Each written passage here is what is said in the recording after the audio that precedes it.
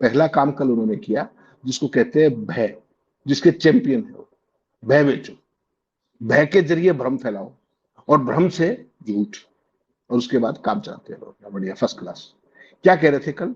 Petrol diesel मत खरीदो। विदेशों में वैकेशन पर जाने का मिडिल क्लास में कल्चर बढ़ता जा रहा है। हमें तय करना होगा कि जब ये संकट का काल है और हमारी देशभक्ति हमें ललकार रही है, तो कम से कम 1 साल के लिए हमें विदेशों में जाने की बातों को टालना चाहिए, कहा। उसके बाद रोड शो करने निकल पड़े। फिर आज सोमनाथ में रोड शो किया। फिर जो आपको पता है एयरफोर्स की सूर्य किरण टीम कितनी दूर से चल करके आई जामनगर से, और वहां जाकर के क्या वहां के लोगों ने देखा नहीं था क्या वो? क्योंकि मोदी जी की इवेंट को भव्यता चाहिए, तो पहले रोड शो करो 35 गाड़ियों के काफिले के साथ। उसके बाद ये अपने क्या नाम है एक्रोबेटिक टीम जो है वो करेगी। उसके बाद कमी बची तो फिर चेतक हेलीकॉप्टर से फूल बरसाएंगे। आपने कहा कि मोदी जी के जो विदेश जाने वाला जहाज है 8500 करोड़ का, और ये सारे सूर्य किरण की टीम और चेतक, ये कैसे चलते हैं? जहां तक मेरी जानकारी है वो तो चलते हैं एटीएफ से, साइंटिफिकली तो एयर टर्बाइन फ्यूल बोलते हैं।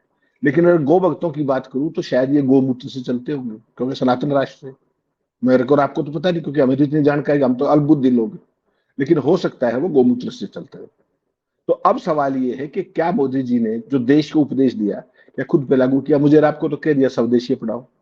उनके शरीर पे आपको कोई स्वदेशी चीज दिखी? आज गए तो सोमनाथ हुए थे, उनकी गाड़ी कोई स्वदेशी हो, उनका चश्मा, उनका पेन, उनका जूता, उनका फैब्रिक, कोई चीज एक देशी हो बता दीजिए।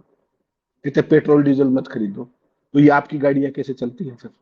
सोना मत खरीदो, इस पे मुझे बहुत आपत्ति है बहुत। प्रधानमंत्री कह रहे सोना मत खरीदो।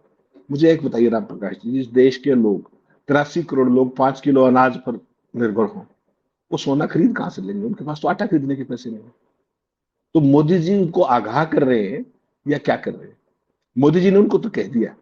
क्या वो जो रईस है, जो उनके दोनों A1 और A2, क्या उनको भी कह सकते हैं कि भाई तुम जो है ये थोड़ा चार्टेड वार्टेड को रहने दो इनको? क्या अपने जो चाणक्य को कह सकते हैं? क्या अपने रक्षा मंत्री को कह सकते हैं? क्या अपने कैबिनेट के चेलों को कह सकते हैं?